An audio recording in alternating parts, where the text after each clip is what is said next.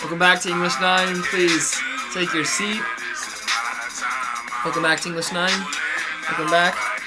Good afternoon. Please go ahead, grab a graphic organizer, take your seat. You want to sit with your group members. Welcome back to English 9. Please go ahead and sit with your group members. Make sure you grab a graphic organizer. You do not need a Chromebook. It's not actually true. You want to be on a Chromebook, but obviously if you're watching this, you have a Chromebook. So welcome back to English 9. Please go ahead and grab a book. Since you can't grab a book, what you want to do is open up the assignment. You already should have it open, but you want to click on the link to the text and go to page 287. Please go to page 287. Thank you. Hopefully this is actually recording this time. So please go ahead. Again, please, right now, open your books to page 287. We're going to get started in just a moment. Welcome back. Good afternoon. Welcome back. Tardy bell's going to ring in just a moment. Come on. I'm going to close the door. You're too late. So I'm going to close the door. That was the bell right there. So what you need to do is you need to go get a tardy pass. You get a tardy pass. No, you have to go get a tardy pass. Okay. So, we're going to get started then. Welcome back to English 9, everybody. So glad to have everybody here. Anyway. Alright, yes. So, this is attempt 2 for this whole thingy. I'll be coming out with more updates later. But yeah, I had a whole plan and I totally deleted my whole thing because I thought I recorded it. Now I don't have it anymore. Anyway, so what am I doing? Alright, so in this video, what I'm going to do is I'm going to finish reading chapter 12, and we're going to see the ending of it. I'm also going to go through the questions and as well as we'll have a bit of discussion with myself because I'm crazy like that. And then, so yeah, that's pretty much it. So what you want to do right now is you want to open up the link, like I said. Please open up that link. It will take you to a online version of the text. Then you want to go to page 287. Page 287, you will see there the break where we stopped last time. So you also want to open up the, you will see on the assignment 2 attachments. Both of them are editable. One of them is editable. One of them is chapter 11. If you completed chapter 11 in class and you turned it in and it was graded already, don't worry about it. That is only for students that were not there in class, didn't turn it in, etc. They need to make it up still. The other one you will see is chapter 12. There are several questions you'll see in there that you don't need to worry about. If you were in class and completed chapter 12, then you are good to go, basically. However, the last few section, it's called ending of chapter 12. Those are the ones you want to look and pay attention to, and those are the ones we're going to be trying to get through today. So basically, if you were in class for chapter 12 and you turned your paper in, don't worry about it. If you were in class for chapter 12 and you didn't turn your paper in, because I know I told some of us we could keep them because I was anticipating class starting, you want to fill in those questions in the Google Doc, and then you just want to continue to watch the video and do the rest of them. So we'll see how this goes. It's already much more sloppy than my first recording, which was completely muted. Alright, so I'm going to open up the book. I'm actually going to get started reading at just a bit before to set the stage, kind of. So, alright. So remember, actually I'm going to skip that. So Ralph is just running from the boys. Sam and Eric, one of them is probably dead. Simon is killed. Piggy is killed. Jack's killed several of them. They're all hunting him. It's a pretty brutal ending to a book. And it's going to get worse because here's how it goes. It goes like this. A few days later, a savage crawled out of the bush. He walked into the center and looked up at the stake. At the very top, Ralph's head was there. His face was frozen in a perpetual scream. The savage looked away. He still couldn't believe that they had really killed their previous leader. He turned around and faced the emptiness. "We didn't mean to!" he shouted. "It was all a mistake! It shouldn't have been like this!" But it was too late. He turned back to Ralph. "I'm sorry, Ralph. I'm sorry, everybody." Then the savage that was once named Jack crawled into the bush and disappeared. The end. So, as you can see, a very bleak ending to the novel. Ralph was killed, as many of you guys predicted. It's a pretty horrific way to go. But, what can we say? That's human nature. Alright, so, yeah, if you were actually reading along, no, that's not how it goes. Here's what happens. I'm going to set the stage. Ralph is running, like I said. Then he stumbles over a root, and the cry that pursued him rose even higher. He saw a shelter burst into flames, and the fire flapped at his right shoulder, and there was a glitter of water. Then he was down, rolling over and over in the warm sand, crouching with his arm up to ward off, trying to cry out for mercy. He staggered to his feet, tense for more terrors, and looked up at a huge peaked cap. It was a white-topped cap. And above the green shade of the peak was a crown, an anchor, gold foliage. He saw white drills, epaulets, a revolver, a row of gilt buttons down the front of a uniform. A naval officer stood before on the sand, looking down at Ralph in wary astonishment. On the beach behind him was a cutter, which is a kind of a ship, a warship. Her bows hauled up and held by 2 ratings. In the stern sheets, another rating held a submachine gun. The ululation faltered and died away. The officer looked at Ralph doubtfully for a moment, then took his hand away from the butt of the revolver. And really quickly, we can pause for a second and just be like, this guy's first reaction to seeing these people come at him was to go for his gun, which kind of tells you more about how, I don't know. What can we say about that? That these boys apparently are savages, but of course the respectable, civilized persons also, his first reaction is to kind of go for this savage reaction of, I'm going to kill them. Anyway. Hello? Squirming a little, conscious of his filthy appearance, Ralph answered shyly. Hello? The officer nodded as if a question had been answered. Are there any adults, any grown-ups with you? Dumbly, Ralph shook his head. He turned a half-pace on the sand. A semicircle of boys, their bodies streaked with colored clay, sharp sticks in their hands, were standing on the beach, making no noise at all. Fun and games, said the officer. The fire reached the coconut palms by the beach and swallowed them noisily. A flame, seemingly detached, swung like an acrobat and licked up the palms into the platform. The sky was black. The officer grinned cheerfully at Ralph. We saw your smoke. What have you been doing? Having a war or something? Oh, that was a weird face. I apologize for that. Ralph nodded. The officer inspected the little scarecrow in front of him. The kid needed a bath, a haircut, a nose wipe, and a good deal of ointment. Nobody killed, I hope. Any dead bodies? Only 2, and they've gone. The officer leaned down and looked closely at Ralph. 2? Killed? I realize I'm looking at this, but I'm supposed to be looking at this. I apologize. Ralph nodded again. Behind him, the whole island was shuddering with flame. The officer knew, as a rule, when people were telling the truth. He whistled softly. Other boys were appearing now, tiny tots, some of them, brown with the distended bellies of small savages. One of them came close to the officer and looked up. I'm... But there was no more to come. Percival and Miss Madison sought in his head for an incantation that had faded clean away. The officer turned back to Ralph. We'll take you off. How many of you are there? Ralph shook his head. The officer looked past him to the group of painted boys. Who's boss here? I am, said Ralph loudly.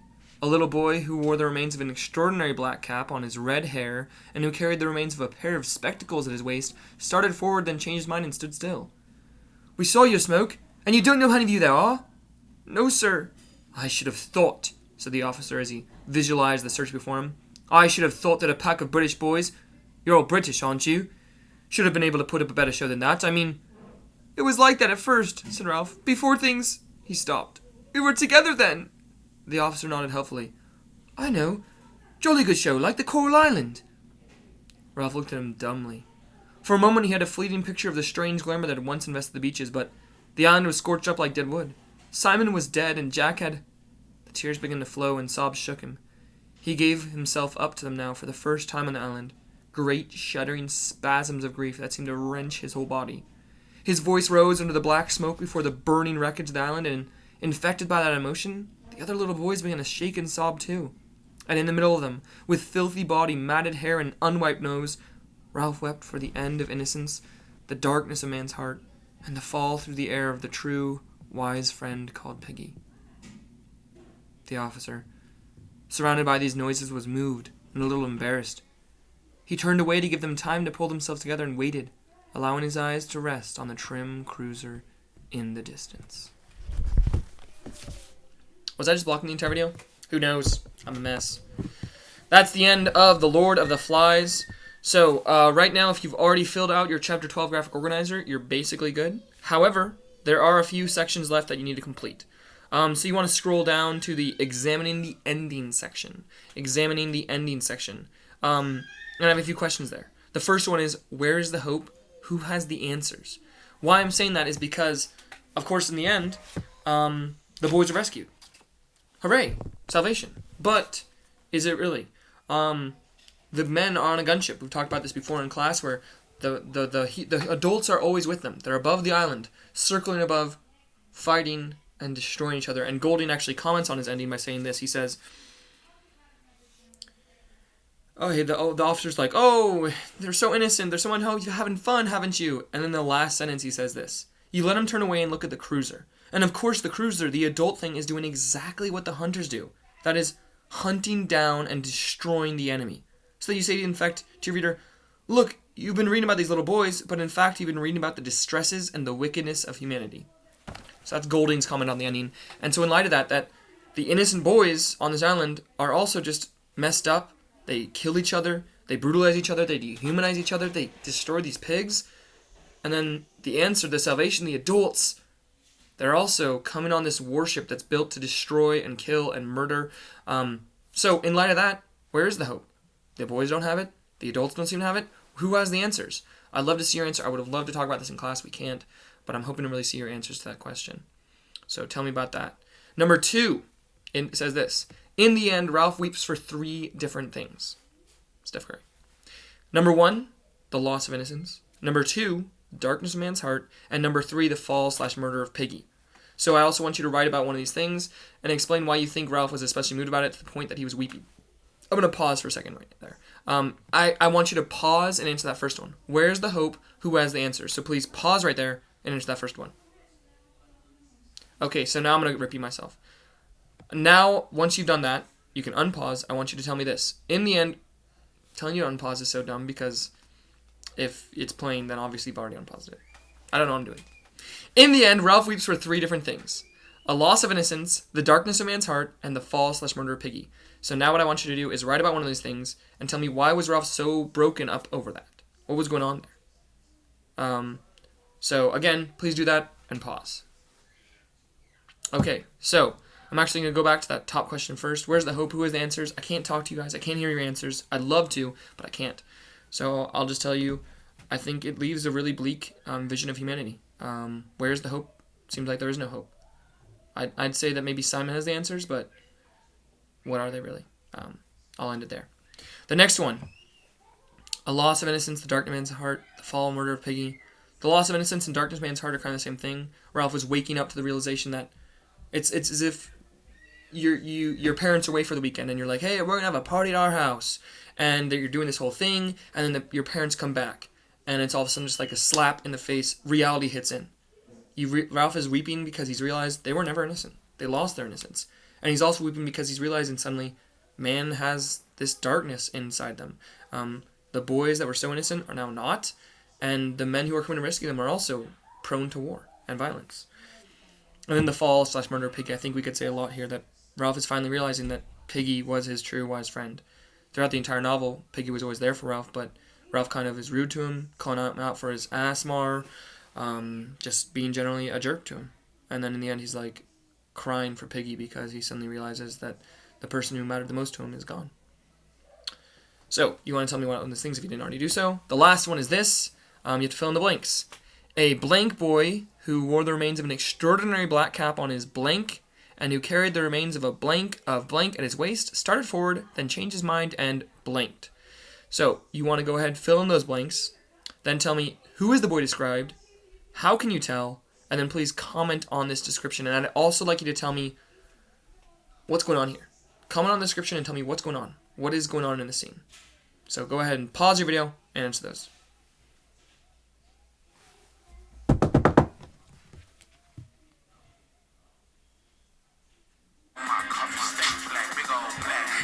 So cringe. I know. Sorry. Okay. So, back. Alright. So, I can't see your answers. The correct answers are as follows. Hopefully you actually paused it and are not just listening to me do this, because I'd be really disappointed. Nicholas.